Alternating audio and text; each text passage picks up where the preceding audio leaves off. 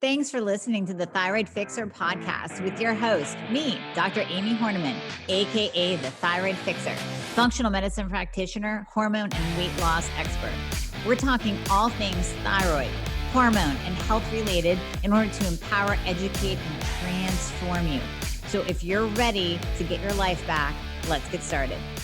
Insulin resistance, prediabetes, diabetes, or maybe you don't even know if you have insulin resistance or diabetes yet. But we're going to talk about that today. We're going to break that down, go over the numbers, go over what you can do about it, talk a little bit about leptin as well, because we don't talk enough about leptin. And I know that's a big question on your mind, leptin resistance as it relates to insulin resistance. So we're going to talk about leptin. We're going to talk about insulin. We're going to tie that to thyroid because if you have hypothyroidism, if you have Hashimoto's, 95 to really 99% of you have insulin resistance as well. So we're going to dive into that today. Grab your labs, grab a notepad, take some notes because you want to do something about this. So this is going to be a game changer for you, and you can probably hear the excitement in my voice.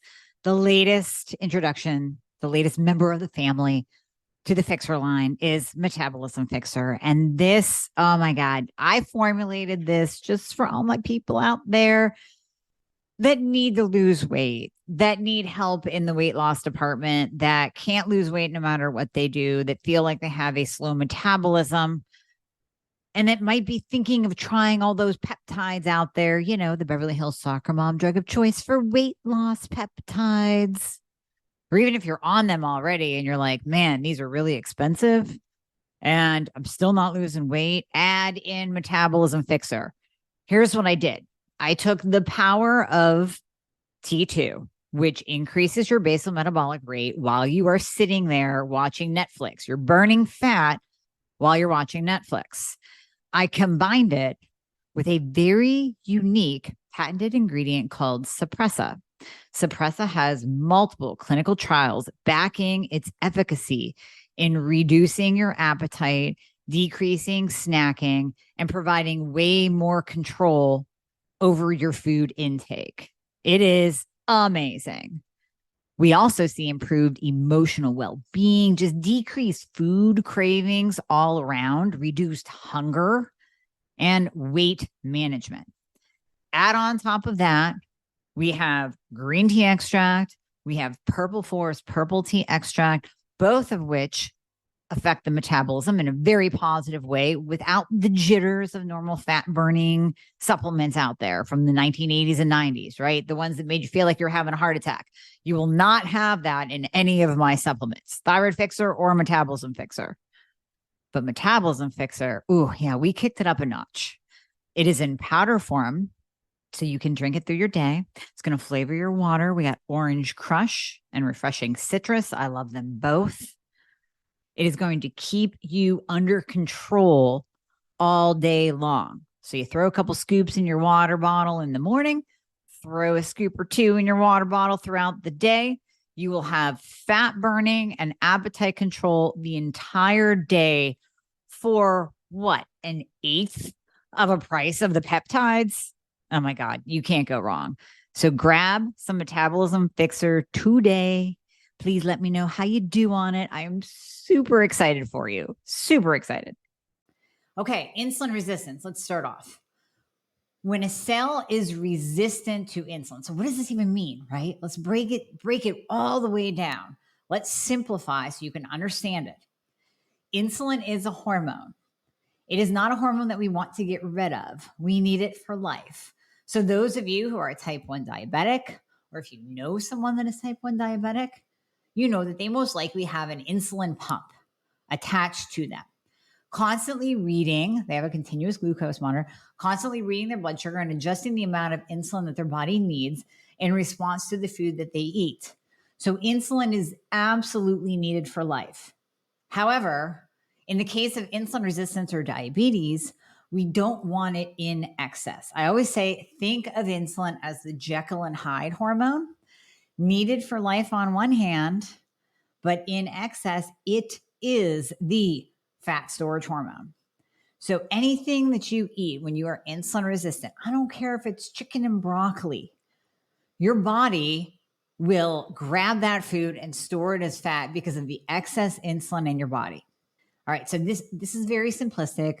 So if you're a nurse practitioner or a PA, if you're in the medical field whatsoever, please don't roll your eyes. I am breaking this down to simplistic terms for the audience to understand. So your pancreas secretes insulin in response to the food that you eat. And in a perfectly functioning body, let's say, and I'm making up these units as well, let's say a healthy Susie Q has chicken and broccoli.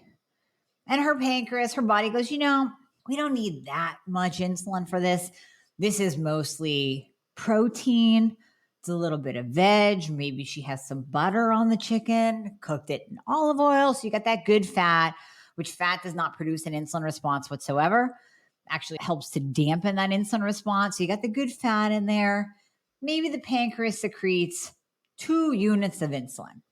And then we have Bobby Sue over here with insulin resistance. By the way, she also has hypothyroidism.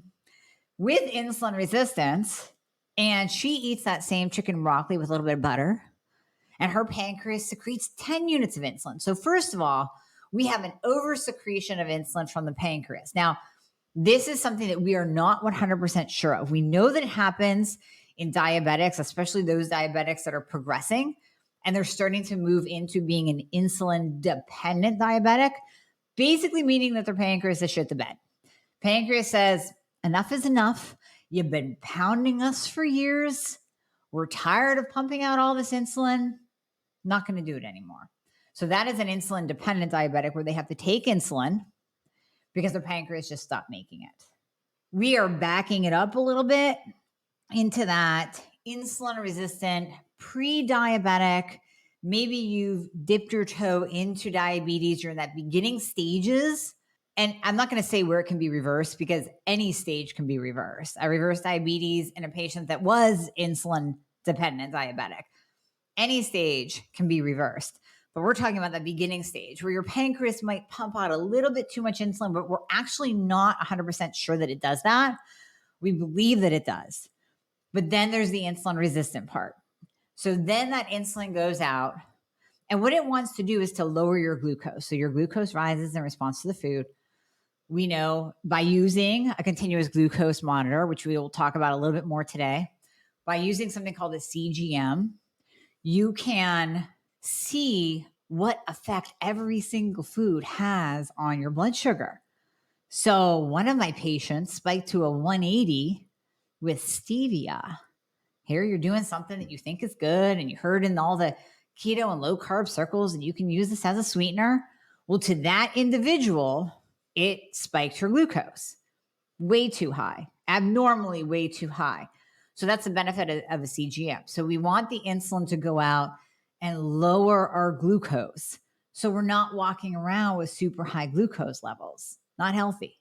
But if your cells, so picture all your little round cells with little doors on them, if those doors are closed, then you are insulin resistant.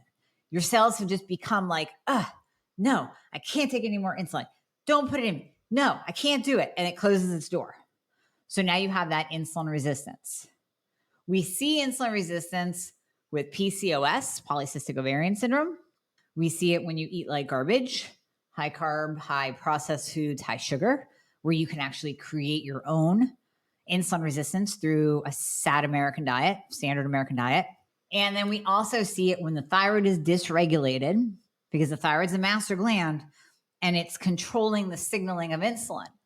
So when the thyroid isn't functioning well, your insulin signaling is off and you will see insulin resistance, which is why I say you see it in 95 to 99% of hypothyroid Hashimoto patients. You see that insulin resistance because the thyroid is off. So the signaling, there's that miscommunication, and the pancreas can either A, be pumping out too much insulin, and we will see high insulin numbers. We're going to go over those. Or the cells are just resistant to insulin, which we will also see high insulin numbers because that insulin can't get to where it needs to get to do its job. Okay, so that's where we see insulin resistance. Now, how about the numbers? That's the basic biology, right? That's your basic understanding of it. Now, once we get into the numbers, what do we look at to test? So I always say to look at your glucose, but glucose can lie. Don't hang your hat on glucose. Yes, ultimately we want it below a 90.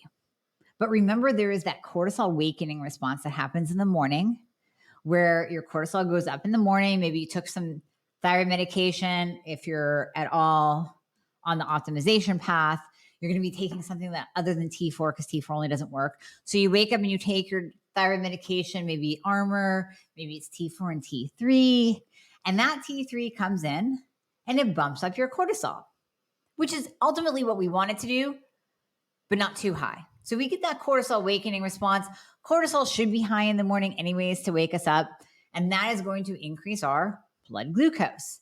So you're going to get that glucose number sometimes a little bit high if you test it first thing in the morning. But remember that glucose can lie. If you had a carbohydrate meal the night before, if you didn't sleep well, if you had that cortisol awakening response, if you took T3 in the morning, and then you kind of like got too high of a cortisol bump or too high of a glucose bump, then you can see that glucose elevated above a 90. No need to freak out. Go one step further. Then we look at A1C. Hemoglobin A1C is a 3-month snapshot of your glucose, whether it's on a roller coaster or it's a nice smooth wave-like pattern, which we prefer the latter. We can see that in your hemoglobin A1C number. That doesn't lie. That is the number that we look at to say, have you been controlling your glucose and your blood sugar numbers, or your glucose / blood sugar numbers for these last 3 months? Well, if you're at a 5.3 or above, then you are either insulin resistant, definitely insulin resistant, full-blown diabetic. So I like A1C between a 4.8 and a 5.2. Now you can roll in at a 5.3, and then you're kind of on that borderline. And that's when we go to that next step and look at insulin. But I'm going to tell you, if you're 5.5, 5.6 or above, you are there, my friend. You are in insulin resistance. You are type 2 diabetic, borderline type 2 diabetic, or you're full-blown type 2 diabetic. So that's the A1C. But we can't rely on that either. Because if you listen to my podcast where I actually did a case study of one of my former patients, very, very young, had a reverse T3 through the roof. Now, I'm not going to remember the numbers exactly because this was a while ago. I remember the insulin. I think I remember the insulin. Bear with me. I want to say her reverse T3 was a 35. If you guys have been listening to me for a while, you know that reverse T3 should be below a 12. Reverse T3 was a 35. She was on T3 only. Okay. Are you following me? What converts the reverse T3 T4? Here we have someone on T3 only, no T4 in the mix except her own that her thyroid is producing. Reverse T3 through the roof. Her body was in survival mode. Why? Her A1C was not, you would think like, oh, well, this girl's going to have an A1C of a 6, right? She's going to be full-blown diabetic. I want to say her A1C was deceiving. It was maybe a 5.4 or 5.5, but her insulin was a 35. We want insulin below a 6. So fasting insulin is that core marker. That is really how we know whether or not you're insulin resistant. Look at that fasting insulin. Ask for a fasting insulin on your labs. Ask your doctor for this or order it yourself so you can know what your insulin number is. It should be below a 6. The reverse T3 was a 35. Her insulin was like a 57. It was insane. It was just insane. It was the highest insulin number I ever saw. So what do we have to do in that case? Well, number one, we know, and this is my point in telling you that, is don't hang your hat on the A1C either. Look at that insulin. What we know we have to do when you are insulin resistant is lower your carbohydrate intake. That's part one. Number one, you want to drop those carbs below a 50. So I was just at KetoCon. That's why I felt this talk was very relevant, because we are still getting a lot of questions about insulin and what to test and what the numbers should be and what should we do. So I gave a talk at KetoCon. We have it posted on YouTube, and it was Heal Your Hashimoto's with Keto. And I went through I'll give you a very brief version and then you can watch it.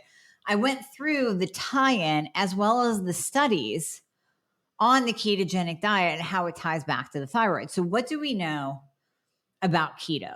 What we know about the ketogenic or the low carb diet, whatever you want to say, whatever doesn't freak you out. When I say keto, a lot of you look at me like a deer in headlights, like, how am I going to do that? Then just call it low carb eating. Call it taking out the shit out of your diet. I don't care what you call it to make yourself feel better. You got to lower your carbs, because what do we know? We know that carbohydrates increase insulin the most. So we have proteins, carbs, and fats. Let's break this down. Protein, carbs, fats. Carbohydrates will increase insulin the most. You'll get the biggest blood glucose rise, the biggest insulin spike from carbohydrates. And then we can break it down and say complex and simple, but let's just put it in the carbohydrate category. Proteins have a very moderate effect on insulin. They will, in excess, like if you were to sit down and eat a 20-ounce steak, you might get a little bit of an increase in insulin. They have a modest effect, but modest to none. And then fats have zero effect on insulin. So proteins, carbs, fats. So we know if you're insulin resistant that you have to lower your carbohydrates. So let's call it the ketogenic diet. The ketogenic diet raises your testosterone level. We have multiple studies on this, and I show the studies and the references in my talk for KetoCon. Again, you can go back on YouTube and watch that. But there are multiple studies that show a positive effect of the ketogenic diet on testosterone levels, mainly in men. But Thomas DeLauer, he is a very famous keto coach. He actually was quoted commenting on this one particular study that showed a 118 nanogram per deciliter rise in testosterone in men when doing the ketogenic diet. That's huge. That's over 100 points of an increase in their total testosterone levels through a natural route, just through changing their diet, because the ketogenic diet focuses on good fats. We want to eliminate the PUFAs. I'm going to come back to the PUFAs and tell you what those do to your body in a few minutes. Hold on. So we got to go through this. The ketogenic diet raises your good cholesterol, raises your HDL. It also raises your total cholesterol. That is another podcast for another day, a specialized training. If I go down that rabbit hole of, but my doctor said that my cholesterol was high and wants to put me on statins, I will go down that hole and probably not come out. Let's not do that. Let's just suffice it to say, you probably don't need a statin. It's a Band-Aid medication. Short of having a heart attack, you should not be on a statin. Statins do nothing for your HDL. They only lower LDL. And most studies have found that higher LDL actually lowers all-cause mortality, meaning you're not going to die. You're probably going to have less of a chance of dying of the big bad things that kill us with a higher LDL. So don't listen to your doctor and try to lower your LDL, because it's actually going to make you die faster. Summarizing. Okay, so the ketogenic diet raises cholesterol. Good cholesterol that's the building block of testosterone. So that's why we see that connection of testosterone rising with the ketogenic diet. What do we know about testosterone? It is very protective against Hashimoto's. So if the reason why women are more prone to Hashimoto's is that we're walking around with low testosterone levels. Now listen, we have lower in general anyways because of our gender. Men are meant to have higher testosterone levels, but we are not meant to have testosterone in the toilet levels. We should still have optimal testosterone levels. When we have optimal testosterone levels, it actually prevents that Hashimoto switch from turning on. It prevents autoimmune from happening. So if it's too late and you're like, I already have Hashimoto's, then let's prevent further destruction by keeping your testosterone levels optimal. We can do that through the ketogenic diet and focusing on healthy fats. You can use my hormone fixer supplement. There are multiple things. We can use testosterone replacement therapy depending on your number. So let's get your testosterone up. Ketogenic diet increases testosterone. Testosterone is protective against that autoimmune switch turning on or further destruction of your thyroid from Hashimoto's. So we have that connection. We also know, backing up, the ketogenic diet lowers insulin. Testosterone it's our get shit done hormone. It gives us motivation. It gives us more strength. It gives us more stamina. We actually want to go to the gym and get in a workout with higher levels of testosterone. If you have low levels of testosterone, male or female, you're going to be like, oh, do I have to go to the gym today? Didn't I go like 3 days ago? Yeah, I don't want to go today. Whereas if you have optimal levels of testosterone, you can be like, yeah, let's go get it. And I'm not talking like roid rage. I'm just talking about motivation. So having that motivation, you get to the gym, you exercise. You go out to your garage, you exercise. Exercise lowers insulin. Something as simple, and yes, I do want you to be lifting heavy shit. I want you to go and lift heavy weights and build that sexy lean muscle and use your increased testosterone to be more metabolic, to have that sexy lean muscle, to have a better metabolism. But one study showed that just taking a walk after dinner or after a large meal lowered insulin. And we see this in patients that use a continuous glucose monitor, a CGM. We see this because they can actually look at their glucose go down as they're taking a walk. Something as simple as that. Now, I'm not saying walking is going to be the only thing that's cutting it. Donna's walking on the beach right now, and she's lowering her insulin right now. But she still has to throw in some heavy weight training, some high intensity interval training, throw in some push-ups, even on your knees, use your body weight. So we still want to build muscle, even just for longevity and aging and protection of our bones. We want to build that sexy lean muscle. But something as simple as going for a walk will lower your insulin. Okay, now let's back this up and pull it all together. Keto increases testosterone. Testosterone is our get shit done hormone, makes us want to go to the gym, working out or walking, lifting heavy weights, lowers insulin. Keto lowers insulin. What do we know about high insulin? What did I say earlier about the case study? High insulin increases reverse T3. So if we really want to improve our thyroid function, if we want to increase our metabolism, we have to lower our insulin. Period. End of story. And in addition to that, listen, insulin is one of the fastest ways to age. Alzheimer's is type 3 diabetes correlated with elevated insulin levels. Cancer cells, and I have a stat somewhere. I have it somewhere. That cancer cells have, here it is, 30% more insulin receptor sites on them. Cancer feeds on glucose. Cancer feeds on insulin. Cancer cells love to be fed, and if we feed them, they will grow and metastasize. So what can we do to possibly, or at least increase our prevention chances of cancer? Lower your insulin. Lower your insulin. Keeping that insulin in check below a 6 will improve your thyroid function, will help you lower inflammation because insulin is very inflammatory. We'll talk about that in a second. I'll tie that back to PUFAs. And it also starts degrading our brain. So that inflammation that we see with Alzheimer's and dementia and Parkinson's, all of those neurological diseases of aging are caused by inflammation, i.e. high insulin levels. Now, we have to remember that our fat on our body, the white fat, not the brown fat, the white fat on our body releases inflammatory cytokines. So you have to think of fat as almost like part of your endocrine system. It's an endocrine gland. Because remember, it also secretes leptin and ghrelin. So you hear a lot about leptin resistance. We talk about insulin resistance as it ties to leptin resistance. So leptin, when it is too high, and leptin levels we like below a 10. And you're going to look at that little chart, the little standard lab value range, just like we talk about with the thyroid, and it's going to give you your BMI.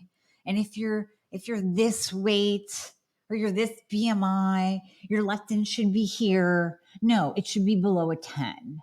If it's above a 10, you're leptin resistant. Now, you may or may not feel, leptin is our satiety hormone. It tells us that we're full. It gives you that signal to stop eating. So when leptin is above a 10, You may or may not feel a little bit more hungry. You might feel like, man, no matter what I do, I can't get full. What's going on here? So too high equals leptin resistance. So literally the signal to your brain is lost. So your brain tells you to keep eating. Now, what about if you have super, super, super low leptin? A couple of you do. If you're my patient, you know who you are. You are either starving yourself, and I don't mean starving. I mean not eating enough calories. So any of you who have done the HCG diet where you ate 500 calories a day, your leptin most likely dropped. Too low of leptin, you'll store more calories before you get that signal to your brain that tells you that you're full. So you don't want too low. You don't want it like a 1, and you don't want it too high above a 10. Really between a 5 and a 10 is nice. Now, a lot of you might have a leptin number of a 3 or a 4, and you're not starving and you're not gaining, and that is fine. We can keep your leptin right there. But really between a 5 and a 10 is optimal. Adequate amounts of leptin will actually activate T4 to T3 conversion to increase your metabolism. So we want that leptin in the right amounts at the right number, no matter what your BMI is. We want insulin below a 6, leptin between a 5 and a 10. These are all metabolic things that we're talking about. Yes, we're tying it into testosterone, which absolutely helps increase your basal metabolic rate, helps increase your metabolism because you are more metabolically active, because you have that sexy lean muscle that makes you more metabolically active. Yes, we're tying in thyroid. Of course, your thyroid has to be optimized or you have no metabolism at all. But if you're insulin resistant too and leptin resistant, you gotta battle that. You have to address it. You have to address those two things or you will not lose weight. You will not lose weight. Leptin, when high, triggers inflammatory mechanisms. So when we have too much leptin, and we don't talk a lot about the deiodinase enzymes on here, the enzymes that we can actually test genetically, DIO1 and DIO2 are tested to see if you're a converter. If you have a SNP, if you have a malfunctioning gene in the DIO1, DIO2 category, you're probably in need of T3 only. Now, some of you have had that tested. Many of you haven't. I've heard that you can do 23andMe and then put it in Genetic Genie and get the DIO1, DIO2 answers. I do know that in the UK, it is very well tested and easier to get than it is here in the United States. But leptin will trigger inflammatory mechanisms, and too much will cause an upregulation of DIO3, which deactivates conversion. Then your metabolism decreases. You keep putting calories in that can't be burned, so everything gets stored. Leptin will actually trigger the cell danger response. So, when we talk about you might have a really nice T3 level on your labs. Let's just say, let's use a number, right? Let's say that you are at the very top of the range. I like you being in the upper quadrant of the range. Most of the time I say 3.5 or above, but upper quadrant of the range, depending on what lab you're using. Let's say you are at the top level of that range and your reverse T3 is below a 12. That's where we like it. And you're still like, I don't know what's going on. I'm not feeling better. I'm not losing weight. I'm all inflamed. My energy's in the toilet. So it might actually be a leptin or insulin problem because too much leptin will trigger that cell danger response, which downregulates T3 at the cell level. You need T3 to activate leptin receptors, and it becomes this major cyclical problem. So we need T3. We have the T3 on the labs. We have your free T3, really nice and pretty, but you're leptin resistant, and leptin is triggering this cell danger response at the cell, and the cell's angry, and that cell receptor site, the receptor site on the cell for T3, it's all jumbled up and it's not letting the T3 in. And we got all this nice free T3 floating around in your bloodstream, but it's not getting to the cell because you are leptin resistant in addition to being insulin resistant. So elevated leptin drives inflammation, increases DIO3, decreases conversion, decreases cellular T3, the T3 actually getting to the cell receptor site, decreases cellular T3. Now we don't have enough T3 at the cell. The cell needs T3 to make leptin receptors, and then we don't have it. The T3 isn't there. The cell is angry. You become leptin resistant, leptin, iced tea resistant, leptin resistant, and insulin resistant at the same time. So the inflammation will drive down TSH levels too. Remember that. Your TSH will look normal. It will even look optimal. That inflammation will drive down TSH, sometimes even below it too. And then we keep giving you more T3, try to get that T3 to the receptor site on the cell, and you're not feeling better. And the T3 level's going up in your labs and the TSH is going down. You're like, what the hell? So then we have to come back to leptin and insulin. So the question is, did the weight come first? Did the thyroid get screwed up first? Did you eat your way into insulin resistance and now you have an effed up thyroid? Was your thyroid screwed up? Most likely this scenario. Was your thyroid screwed up and misdiagnosed for years, if not decades? And you were misdiagnosed 6 times like I was. And then you develop that insulin and leptin signaling problem. It's most likely that. And also remember, men, as we're talking about this insulin being inflammatory, excess leptin being inflammatory, it's inflaming you at the cell level. Also remember, inflammation causes testosterone to go down and estrogen to go up in men. In women, it causes estrogen to go up into an estrogen dominant state, which then drives fat storage. But that estrogen dominance can also push your testosterone down, ladies. Leptin resistance is a huge issue when it ties back to thyroid function. And this is why I always say both and all the time, because when we treat you, we have to do both. There is no practitioner in the world, and if you're with one of them, you got to run. There is no good practitioner in the world that would just throw thyroid medication at you, unless, of course, it's an endocrinologist or a conventional doctor, and then go, okay, bye-bye now. Address your insulin resistance, not address your diet, not look at your supplements, not look at your testosterone. And especially if you're coming in saying, well, I can't lose weight no matter what. This weight just keeps piling on. I mean, 10 pounds in 2 months. There is no good practitioner in the world that would just do one thing. And we can reverse that. You shouldn't just be focused on insulin either. You have to address and optimize thyroid, or else the thyroid's going to be off and your insulin signaling is going to be all kinds of off, no matter what you do, no matter how you eat. How many of you have we started working together? How many of you have come to me and you're doing carnivore? You are on point with your low carb eating. You're controlling your insulin, but your thyroid is still a mess. So you can see you cannot do one without the other. We have to do both and. So with insulin resistance, we treat it very, very similarly.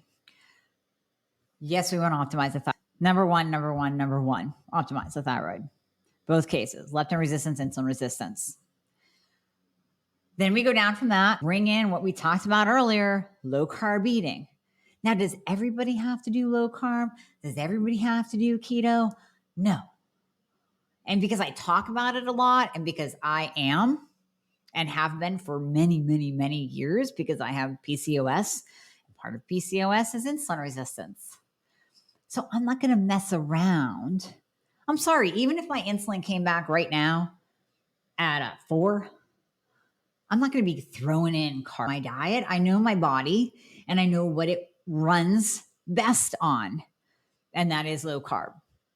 And there's a ton of benefits. Again, that would be go back and listen to my interview with Ben Azadi, go back and listen to my interview with Dr. Lisa O, We dive into keto eating. It's amazing. Cynthia Thurlow talks about intermittent fasting. So go back and listen to all of those podcasts if you want to go down that rabbit hole of what are the other benefits of doing keto, your brain, your performance, athleticism, everything.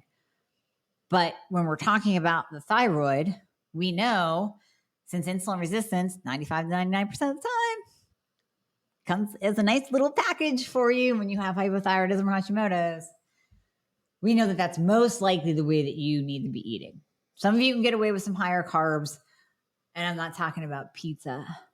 I mean, maybe you can do a sweet potato. Maybe you can do some more dark chocolate. Maybe you can bring your carbs up to 75 or 100. But most of you should be staying under 50 total grams of carbs per day.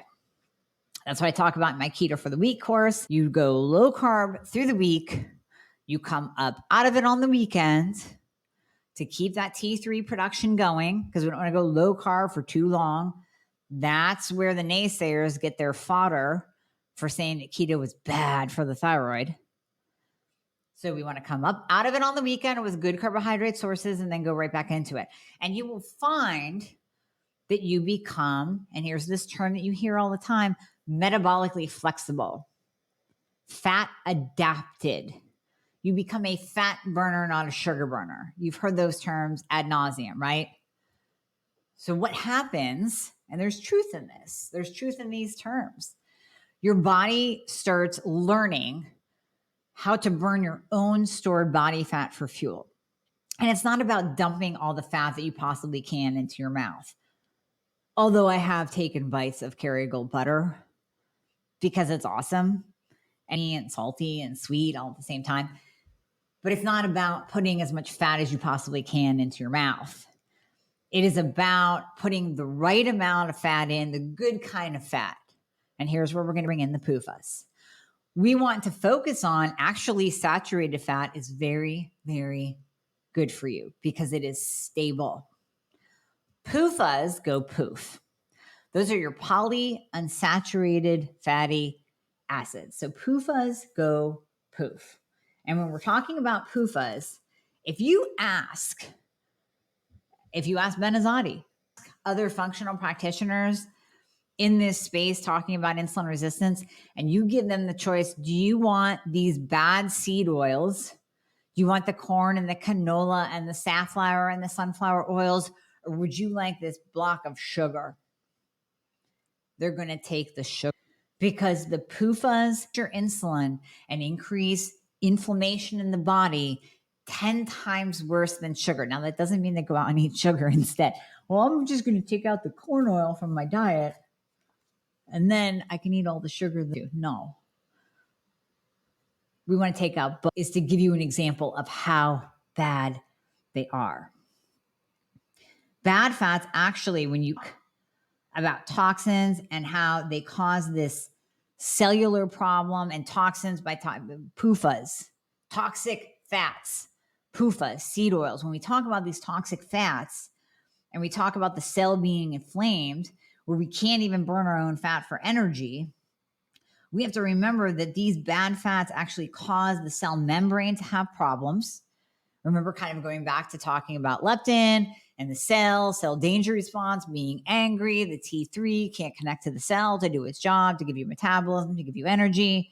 So now we have these bad fats that are causing cell membrane to have problems. That's going to decrease T3 from getting to the cell to do its job.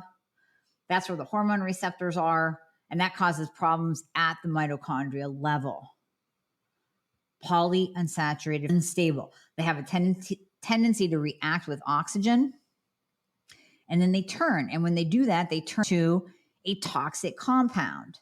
They increase your cytokines, which are inflammatory messengers, inflammatory hormones. They increase inflammation at the mitochondrial level. And then they get even less stable when they get into your body because now they're interacting with all kinds of other chemicals in your body, all the other things that you're eating and the pesticides and the plastic and your hormones and the supplements that you're taking and everything. Now they're interacting with those other chemicals in your body. And it's just a fire. It's just a big old fire in your body. Not to mention those PUFAs literally cause insulin resistance in a heartbeat. In a heartbeat. more so than sugar. So yes, we want to process food, drop our carbohydrates, drop our sugars, get those below a 50. Now let's work on getting the PUFAs out, polyunsaturated fatty acids. There's a laundry list, so I suggest you look them up. And I'm going to tell you, you're going to be disappointed when you start turning over labels. You're going to be like, oh, those are chips. Damn it. There's canola oil. Some of my favorite sweet on my high carb days. You guys know I love Oreos, but I'm not doing the gluten-free Oreos. I'm doing sweet potatoes, sweet potato chips, and I have the organic kind. I've turned over the bag and I saw canola oil, safflower oil. So now I've switched over to getting the ones in coconut oil. Coconut, avocado, great oils. I'm sure I'm missing some. I know there's a laundry list, but you want polyunsaturated fatty acids out of your life. The fat that is in grass-fed meat, the omega-3s that are in wild-caught salmon, that olive oil that you're using to cook with, ghee, Kerrygold butter, lard, beef tallow, all good fats, avocado oil, coconut oil, great fats. Focus on those fats and products that contain those fats, and you'll be fine. And now we shift over to the carbs and the sugar and drop those down below 50. At KetoCon, Vinny Tortorich was talking. Great guy. I've heard him a couple times, but I never really heard him on stage.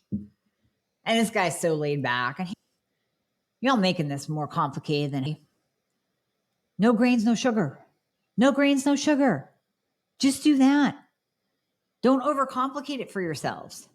No grains, no sugar will lower your insulin, will improve your leptin, will decrease inflammation, will improve thyroid function, will increase T4 to T3 conversion. And then I would add on, take out the poof and add in the bad fats, but he's just trying to keep it simple. You don't need things coming in to take the place of no grains, no sugar, no PUFAs. Now let's take it one step further, talk about berberine. I can't do an insulin resistance podcast without talking about berberine. So if you've heard me talk about it before, you're going to hear me talk about it again.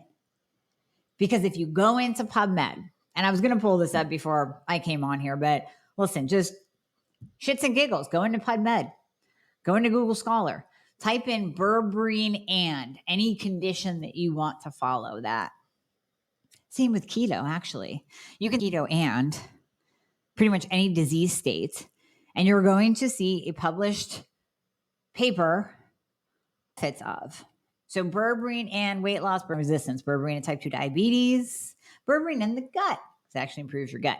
Berberine and lipids, improves your lipid panel. Berberine and it is amazing for lowering your insulin and stabilizing your blood glucose levels. Another reason why you're hungry is you're sending your glucose on this roller coaster up and down and up and down. And many of you are food addicted. You're sugar addicted because remember, sugar hits the same part of the brain as cocaine. We can do MRIs, put them side by side. That part of the brain that is lit up in a cocaine addict is lit up in a sugar addict. It gives you that same dopamine rush, that same high, that same drive. So many of you are legit sugar addicted and you're going to need some help. It's not just about willpower. It's not just about abstinence. You're going to need some help. And I did a podcast with Trisha Nelson. You can go back and listen to that one too. She has a whole program, Heal Your Hunger. She was a food addict. So she goes at it from that mental behavioral way, which you might need. I'm going about it biologically. Let's fix your thyroid. Let's lower your insulin. Let's use some berberine. So berberine comes in and takes those highs and lows and stabilizes them into a nice wave-like pattern. Why do we want to do that? Because when you're in the highs and lows, and I want you to picture a roller coaster. I want you to picture you eating breakfast and then you go up. And in that high, that's where you are storing fat. High glucose, high insulin, fat storage. Now, where there's a high, there's an equal and opposite low. So now we drop down. Now we're in the trough. That's when you're hangry. You lose willpower. That's when you lose the ability to say no to your coworker's bowl of Hershey Kisses. That's when that pull to the vending machine or the refrigerator, if you're working from home or you're retired, that low is where you're hangry. So what do? You go eat carbs and sugar because it's your body's biological message to you to say, get us out of this low. This sucks. Bring us back up to at least baseline. Well, we don't go to baseline. We go overboard. That's where we're eating all kinds of fruit and chocolate and the cookies and the candy. So then we go high again. What are we? Fat storing. Oh. Opposite low. Now we're going down the other side. That's why you have the 2 p.m. cravings. That's why you can't even go from breakfast to lunch without needing something. Those are those coaster hills and valleys that we need to stabilize. That's what berberine does. The benefits of berberine. So I mentioned earlier that I reversed insulin-dependent diabetes in a patient. It's one of my proudest moments. Published paper with a colleague of mine too. Using the low carbohydrate, ketogenic low carbohydrate diet and berberine. A1C went 9 to an 8.4 in 6 weeks. A1C went from a 13.9 to a 5.4 in 6 months. And you're going to say, well, you said you lined at 5.2. Yeah, but he was insulin at the 6-week mark, got to go off the insulin. Because here's the problem with insulin-dependent diabetics. If you're one of them, you're literally putting your body the fat storage hormones. It for life, too much is the fat storage hormone. So unless you are an absolute pro, my type 1 diabetics, you guys have become pros. Many of you have become pros at knowing exactly what to eat and exactly how to control your glucose and exactly how to use the lowest amount of insulin possible. And berberine can even help with that too, because type 1 diabetics take berberine and it lowers the amount of insulin that they need, which then allows their body to tap into its fat stores, because when insulin is high, you can't be burning fat at the same time. You can't burn sugar and fat at the same time, folks. It's one or the other. You're either burning the sugar that you're consuming, the sugar that's stored in your fatty liver, even if you have non-alcoholic fatty liver disease. You're burning the sugar that's stored in your muscles because you had to eat a bagel before you worked out. Oh, I need my apple or else I get pass out. No, you don't. You need fat and protein, because if you fill up your glycogen stores, if you fill up that sugar stores, then all you're doing is burning sugar during your workout and not fat. Tangent. Backing up to berberine. Berberine is you so that your body can tap into your fat stores for fuel. It's one of my favorite supplements. It promotes to decreases inflammation, is used as an anti-aging supplement as well, because what did we talk about earlier?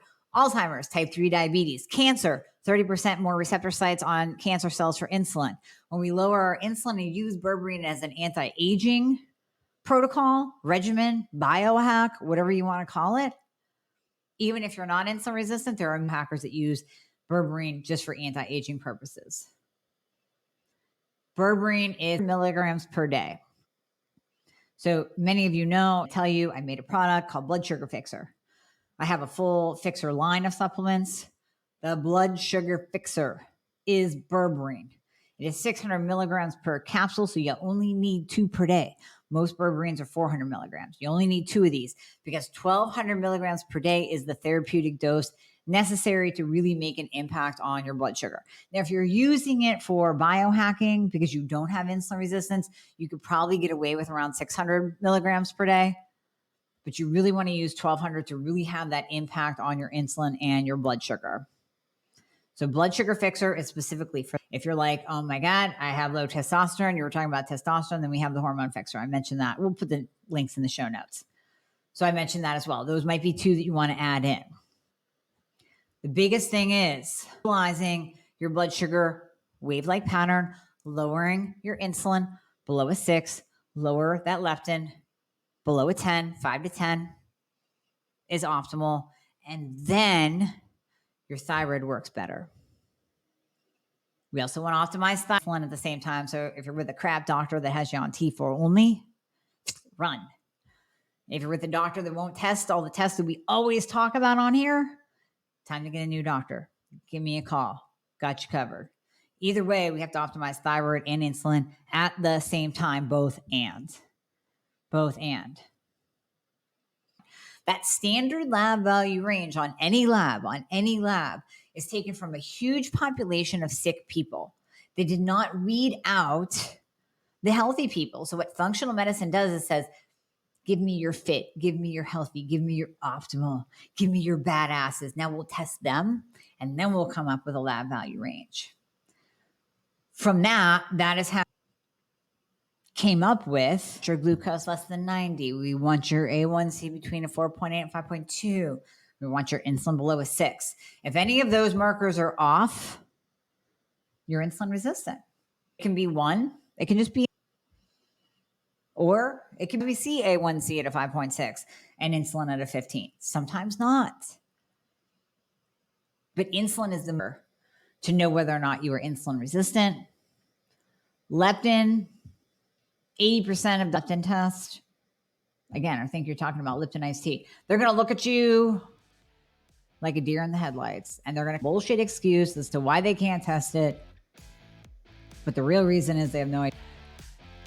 Maybe get a leptin on your own Alta lab. But know your leptin too. But most importantly, know your insulin. Get it under control. Use some berberine. Stabilize it. All right. Until next time. You loved it. And as always, if you would be so kind to leave a review if you are listening on Apple Podcasts, that would be absolutely amazing. I read all of them. Also, anything that you hear on this podcast is not intended to diagnose or treat any kind of medical condition. So we always recommend that you check with your medical provider, your doctor, your nurse practitioner before implementing anything that you hear on this podcast. And if you want to find out more about working together, you can click the link below in the show notes to book a discovery call. And there you'll be talking to a member of my team. They are an extension of me. They are amazing.